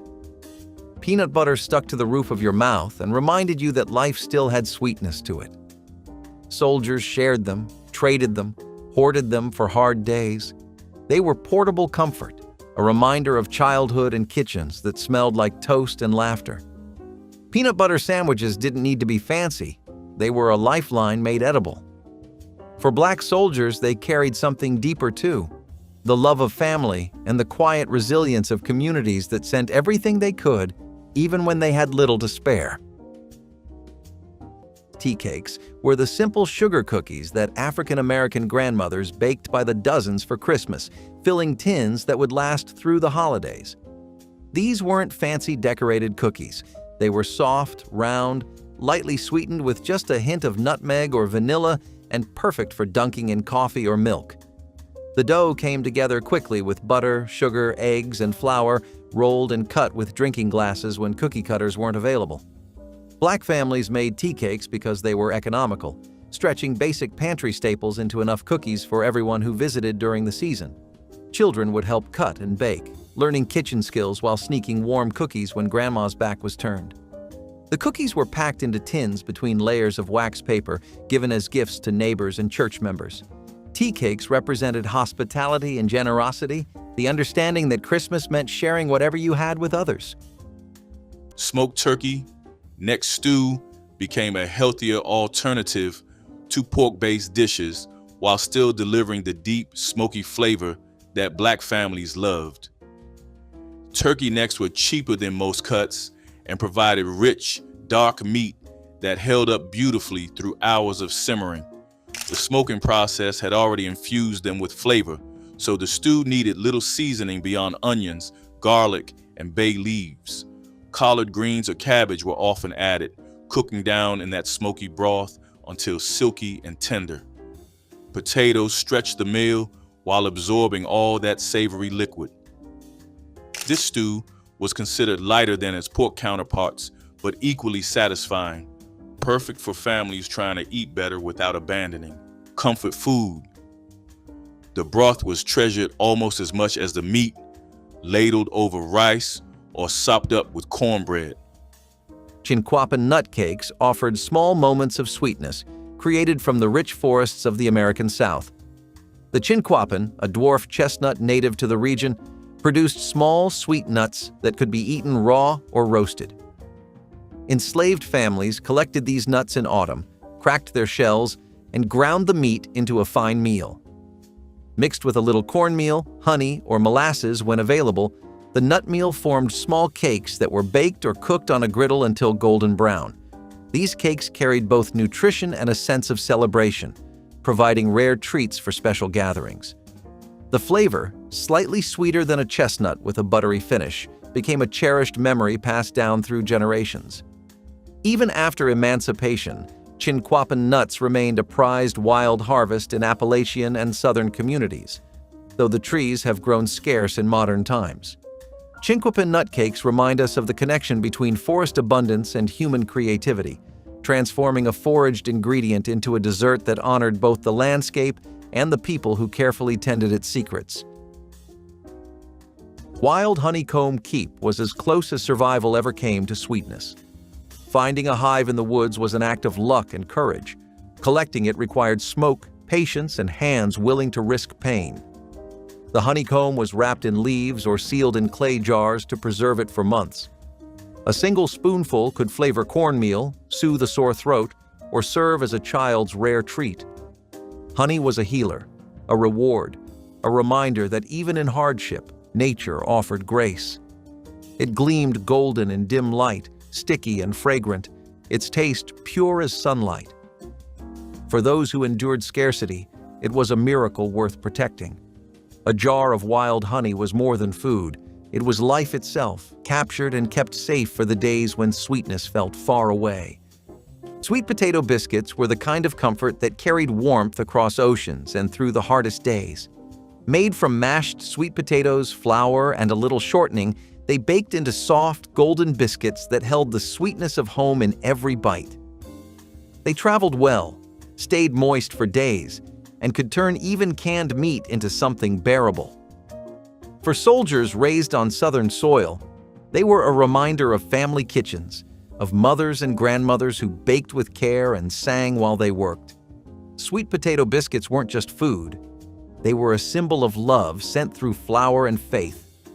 In war, when everything familiar disappeared, something as simple as a biscuit could remind a man of who he was and where he came from. They filled bellies, yes, but they also filled hearts, softening the distance between the battlefield and the dinner table. For Black soldiers fighting both the war abroad and the one at home, these biscuits carried the strength of generations that knew how to endure and still create sweetness from struggle. Each bite whispered of home, of Sunday suppers and safe places waiting at the end of the fight. Beef hot stew was not for the squeamish, but those who grew up eating it remember the rich, almost beefy flavor that no other cut could match. The heart was trimmed of fat and tough valves, then cubed and browned before being covered with liquid and left to simmer. The meat was dense and lean, requiring long cooking to become tender, but the result was deeply satisfying. Onions, carrots, potatoes, and tomatoes stretched the stew while adding sweetness and color. Some cooks added Worcestershire sauce for depth, while others let the meat speak for itself. This stew appeared on tables when money was especially tight, organ meats costing far less than regular cuts. Children learned not to ask what was in the pot, just to eat what was served with gratitude. Sheep sorrel soup brought a welcome spark of bright flavor after months of heavy grains and salted meat scraps.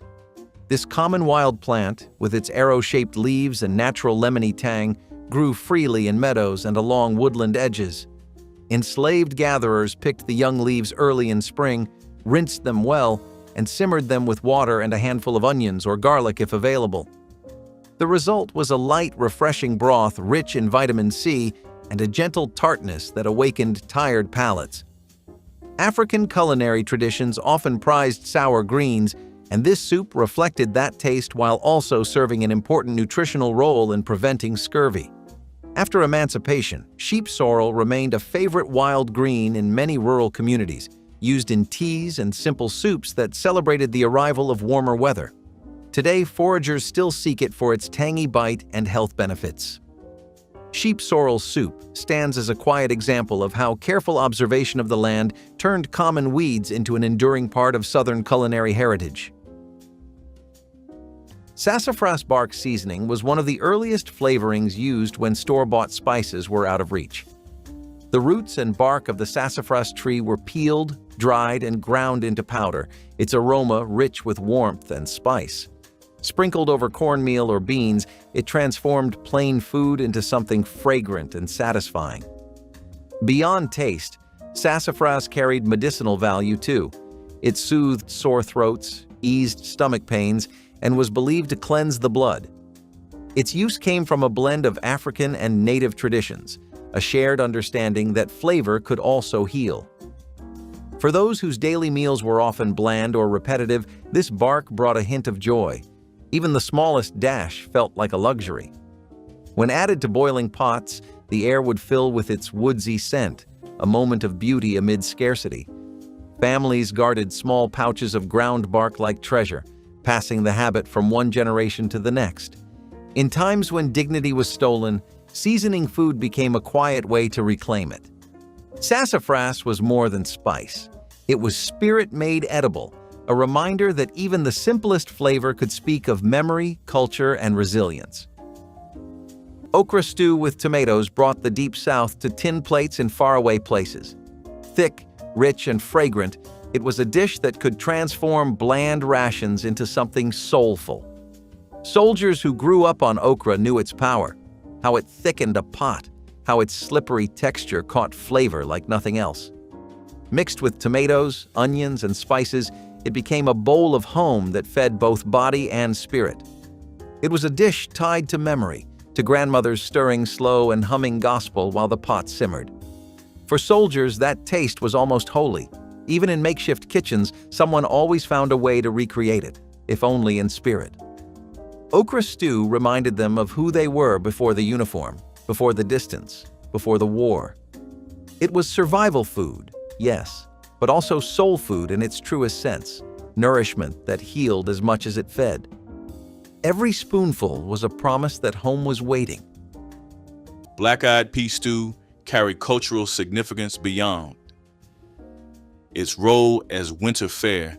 It was luck food, traditionally eaten on New Year's Day, but enjoyed through cold months. The peas were simmered with smoked meat, usually ham hocks or salt pork, until they became creamy and the broth turned rich with smoky depth. Onions, garlic, and tomatoes joined the pot, adding layers of flavor that made each spoonful interesting. Some cooks added collard greens directly to the stew, creating a complete meal that symbolized prosperity. The peas provided protein and fiber, while smoked meat added fat and flavor that satisfied deep hunger. Children ate this stew, knowing the stories behind it, that peas represented coins and greens represented paper money. This was tradition passed down through generations, connecting families to heritage through every bowl. Bay leaf infusion offered warmth and gentle comfort, using one of the few aromatic plants that grew wild near plantation quarters. Fresh or dried bay leaves were gathered from native bay trees and steeped in hot water to create a soothing tea with a light floral scent and mild medicinal qualities. This infusion was believed to aid digestion and ease colds, and it provided a calming moment during hard days. The knowledge of bay's healing properties came from both African herbal traditions and local indigenous practices, merging into a shared understanding of the land's quiet gifts. Even after emancipation, African American communities continued to brew bay tea for health and hospitality, and its subtle fragrance remains a hallmark of Southern kitchens where bay leaves still flavor soups and stews. Bay leaf infusion stands as a gentle reminder that survival was not only about calories but also about care, showing how enslaved people drew strength and solace from the natural world around them. Frog leg broth was not a delicacy then, but a resource found in the wetlands where hunger met opportunity. In low country swamps and riverbanks, frogs were plentiful and easy to catch at night with torches or bare hands. Their legs, though small, were rich in protein, and their bones gave flavor to broths thickened with roots or cornmeal. It was a meal of the marsh, humble but sustaining. Boiled with wild onions or herbs, it produced a light, savory soup that soothed empty stomachs and eased fatigue. Children were often the ones sent to catch frogs, turning play into survival work. It was food that required courage and cleverness in equal measure, proof that life could be drawn from even the smallest, quietest corners of the natural world. Frog leg broth may not have been glamorous, but it was a meal that kept people strong enough to see another day. Cornmeal mush with syrup was breakfast for the determined, the kind that filled stomachs before long days of labor or marching. It started as little more than cornmeal boiled in water until it thickened into a porridge. When served hot, it was soft and steaming, and a drizzle of syrup or molasses transformed it into comfort food. It was the taste of Depression-era resilience carried straight into wartime kitchens. For soldiers, it meant starting the day with something familiar, something that reminded them of survival through scarcity. It was cheap, reliable, and made from ingredients that never spoiled. The sweet syrup melting into the warm mush gave it just enough flavor to feel special. Families back home ate it too, keeping the same rhythm of thrift and strength. Cornmeal mush was a reminder that wealth was not in the meal, but in the spirit that made it. It was not glamorous, but it was honest. Every spoonful carried the lesson that hunger could be met with heart and ingenuity.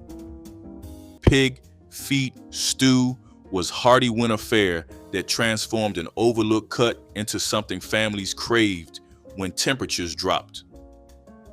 The feet were split, cleaned thoroughly, and simmered for hours until the skin became tender and natural gelatin thickened the broth into something luxurious. Onions, garlic, vinegar, and crushed red pepper created a tangy heat that cut through the richness. Some families added potatoes or beans to stretch the meal. The stew was made in large batches because it kept well and improved after sitting overnight in the refrigerator. The gelatin would set into a jiggly mass that liquefied again when reheated. This dish required patience. Rushing meant tough, chewy results. Children watched mothers and grandmothers tend these pots, learning that good food took time. Pig feet stew proved nothing went to waste. Roasted sassafras roots provided a fragrant tea with a naturally sweet, slightly spicy flavor that refreshed the spirit and offered mild stimulation. Enslaved gatherers carefully dug the young roots of the sassafras tree, washed them, and roasted them over gentle heat to draw out their aromatic oils. When steeped in hot water, the roasted roots released a deep reddish brew with notes of vanilla and citrus. This tea was enjoyed both for its taste and for traditional medicinal uses, reflecting a blend of African and indigenous knowledge about native plants. After emancipation, sassafras tea became a beloved Southern beverage, eventually serving as the base flavor for the first root beers. The practice demonstrates how a simple foraged root shaped a lasting American flavor that extends far beyond its humble beginnings. Roasted sassafras roots show how understanding the forest's offerings allowed communities to create drinks of comfort and cultural significance from ingredients freely given by the land itself. Honey locust pod syrup was one of those rare touches of sweetness that seemed like a miracle when sugar was nothing but a memory. The long brown pods of the honey locust tree were gathered carefully, cracked open, and boiled for hours in iron pots until the liquid turned dark and fragrant. Its taste was faintly like molasses, with notes of smoke and earth, thin but deeply satisfying. It took patience and firewood, two things never easy to spare, but the result brought joy to meals that might otherwise have been plain or bitter. A spoonful in corn porridge or drizzled over ash cakes could make a hard day's labor feel a little less harsh. The syrup's scent filled cabins with warmth, reminding families of better seasons. The pod itself, once discarded by others, became a small miracle of sweetness pulled straight from the land. For the enslaved, sweetness was not just flavor. It was hope, condensed into something they could hold, share, and remember. In every drop of syrup, there was a quiet act of defiance, a way to create comfort when comfort was denied, proof that ingenuity could still make life taste sweet. Turnip greens and cornmeal dumplings were the kind of meal that defined Southern survival. The greens, simmered until tender, soaked up the smoky flavor of whatever meat could be spared. Ham bone, salt pork, or even nothing at all. Cornmeal dumplings puffed up in the pot, soaking in the broth and giving every bite warmth and body. It was poor man's cooking at its finest, born from ingenuity and carried into wartime mess halls. For Black soldiers far from home, the taste of turnip greens was the taste of family and faith. It reminded them of shared pots, laughter, and Sunday kitchens full of steam. The dumplings stretched the meal, making a small pot feed many, just like mothers had done through hard times. It was humble, yes, but full of pride. Eating it was an act of remembrance, a quiet celebration of the past that kept them strong in the present. Turnip greens and cornmeal dumplings were a meal and a message. From little, we make plenty. Kidney bean stew was a thick, satisfying pot of comfort that required little more than dried beans, seasoning, and patience. The beans were soaked overnight, then simmered with onions, garlic, tomatoes, and whatever smoked meat the family had, often a ham bone or salt pork. The result was a rich, brick red stew that clung to rice and soaked into cornbread beautifully. Some cooks added bell peppers and celery, creating something close to simplified red beans and rice. This stew was Monday tradition in many households, made while laundry was done. Children came home from school to find it bubbling on the stove, its aroma promising warmth. The beans provided protein that stretched across several meals, and the broth was considered almost as valuable as the beans themselves. Pine needle tea offered a bright and restorative drink when fresh produce was scarce during cold months. Enslaved foragers collected the youngest green needles from longleaf and loblolly pines, rinsed them carefully, and steeped them in hot water until the brew released a light citrus aroma.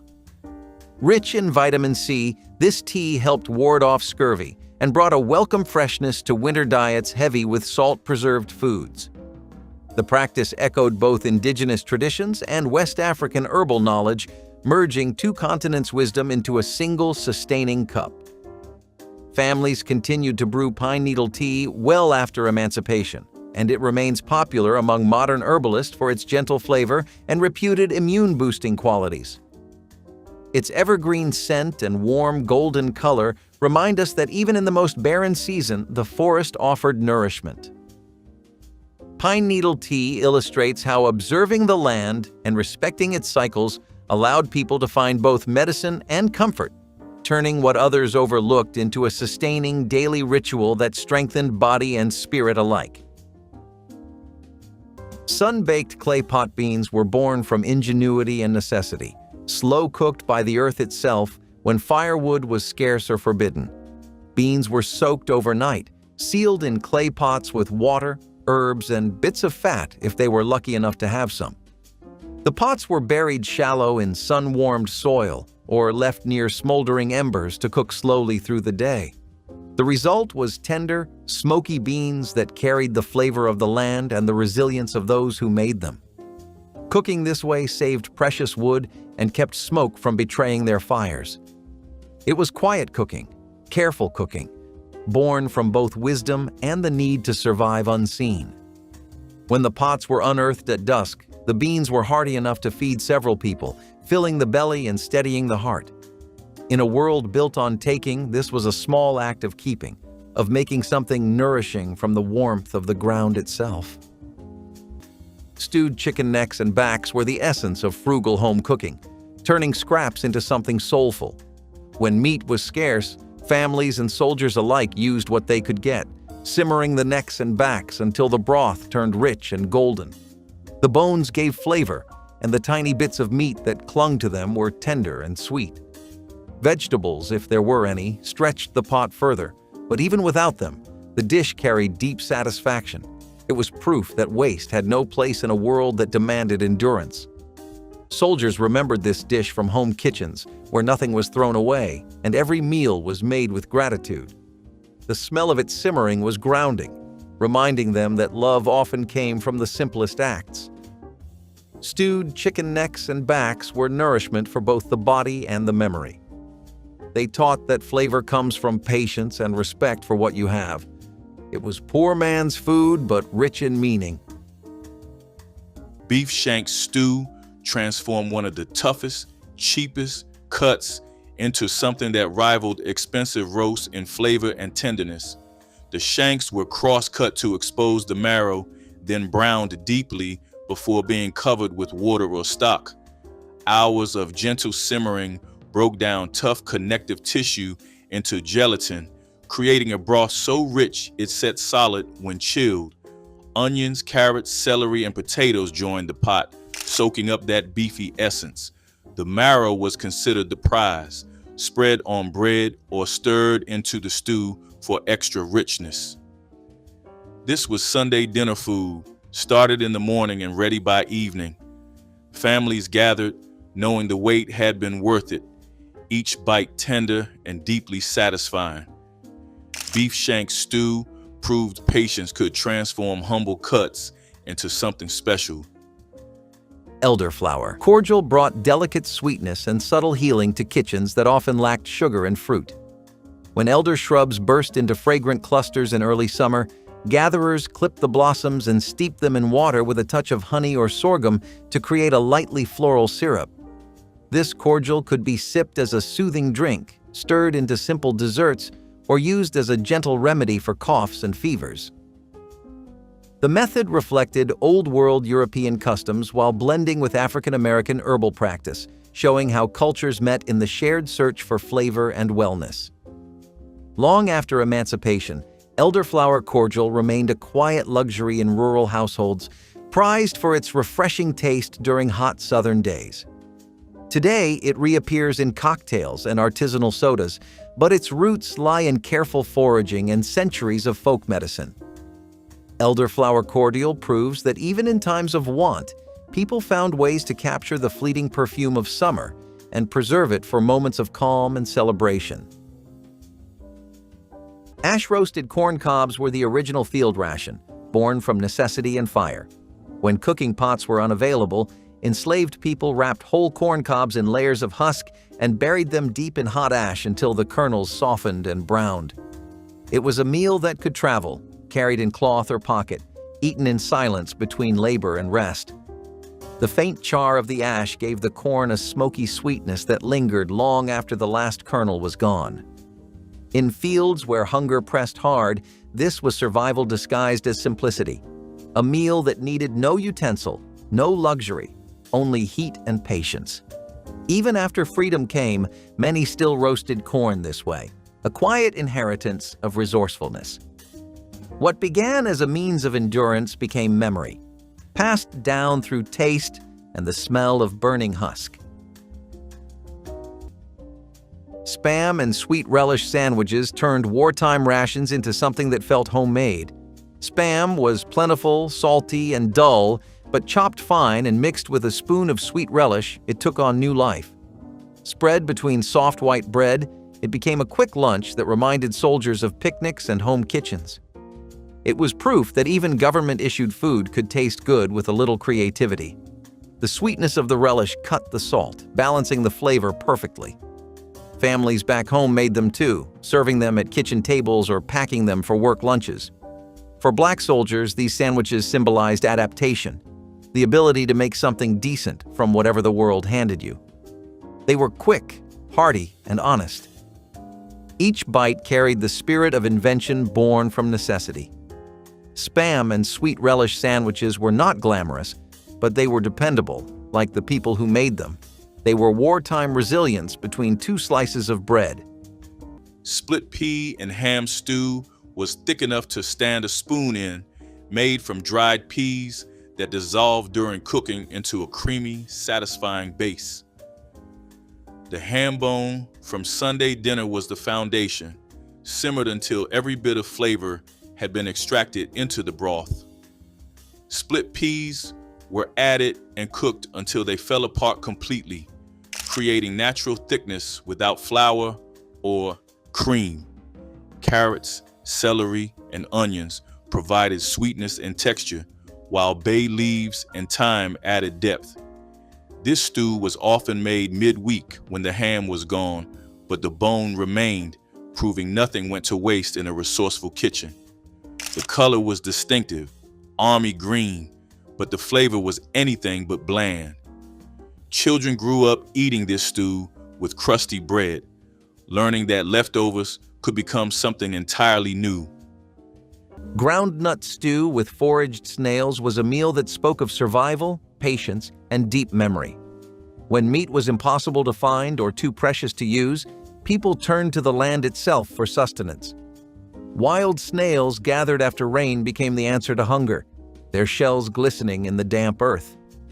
They were cleaned, boiled, and simmered slowly in a paste made from crushed ground nuts, the peanut having taken firm root in the soil and soul of the South after its long journey from West Africa. The aroma that filled the air was earthy and rich, carrying the same warmth found across generations of kitchens from Sierra Leone to South Carolina. This stew was not only food, it was endurance turned to flavor. Cooking it required time, care, and an understanding that survival meant transforming the simplest of ingredients into comfort. Those who ate it tasted both hardship and ingenuity in every bite. Spam and sweet relish sandwiches turned wartime rations into something that felt homemade. Spam was plentiful, salty, and dull, but chopped fine and mixed with a spoon of sweet relish, it took on new life. Spread between soft white bread, It became a quick lunch that reminded soldiers of picnics and home kitchens. It was proof that even government-issued food could taste good with a little creativity. The sweetness of the relish cut the salt, balancing the flavor perfectly. Families back home made them too, serving them at kitchen tables or packing them for work lunches. For Black soldiers, these sandwiches symbolized adaptation, the ability to make something decent from whatever the world handed you. They were quick, hearty, and honest. Each bite carried the spirit of invention born from necessity. Spam and sweet relish sandwiches were not glamorous, but they were dependable, like the people who made them. They were wartime resilience between two slices of bread. Chicken back stew was proof that nothing went to waste in a resourceful kitchen. The backs were often the cheapest parts at the butcher, mostly bone with bits of dark meat clinging to them, but they made some of the richest broth imaginable. The backs were browned first, then covered with water and simmered with onions, celery, carrots, and potatoes until the meat fell away and the broth turned golden. Some cooks added rice or noodles to stretch things further. The flavor was deeply chickeny, more intense than stews made from breast or thigh meat. Children grew up pulling small pieces of tender meat from the bones, learning that patience and attention could transform scraps into something satisfying. Chicken back stew represented the wisdom of generations who understood that flavor lived in the bones. Pine bark tea was one of the oldest remedies in the arsenal of survival, brewed from the inner bark of pine trees when other nourishment was gone. The bark was stripped, boiled in water until the liquid turned deep amber, and drunk to fight scurvy, fever, or the chill of endless work. It carried a sharp, resinous flavor, bitter yet strangely comforting to those who knew it well. The tea gave strength when nothing else could, its warmth tracing a line from the forest to the heart. For those denied medicine and rest, this humble brew became both cure and comfort. It was a reminder that the earth itself could provide healing, even when people were deprived of every other resource. Pine bark tea was not just drink, it was proof that knowledge, passed from African and indigenous hands alike, could turn even bark into life. Turnip and salt pork stew was humble cold weather fare that transformed root vegetables into something families craved when winter settled in. The turnips were peeled and cubed, then simmered with chunks of salt pork that had been rendered slowly to release their fat. The pork added saltiness and richness, while the turnips absorbed those flavors and became silky and sweet. Onions and black pepper were the only other seasonings needed. Some families added potatoes to stretch the meal further, while others kept it simple with just turnips and pork. This stew was often made when money was especially tight, turnips being one of the cheapest vegetables available. The broth that formed was thin but deeply flavored, perfect for soaking into cornbread. Children learned through this stew that even modest ingredients could taste like comfort. Cypress root brew was medicine born from necessity and wisdom. When doctors and remedies were out of reach, the roots of the cypress tree became healer and hope. Boiled into a dark, fragrant tea, it was used to ease fever, pain, and swelling, its scent filling cabins with earthy calm. The recipe came from shared knowledge, African herbal practice intertwined with indigenous tradition. It was strong, almost bitter, but it worked, and that was enough. Making it meant turning to the land, trusting it to restore what cruelty and exhaustion had taken away. Every cup was a quiet act of care in a world built on deprivation. It did not cure everything, but it reminded those who drank it that healing could still exist where freedom did not. Which survival meal carried your family through hard times? Drop it in the comments, hit like, and subscribe so we can keep honoring the resilience that turned scarcity into sustenance.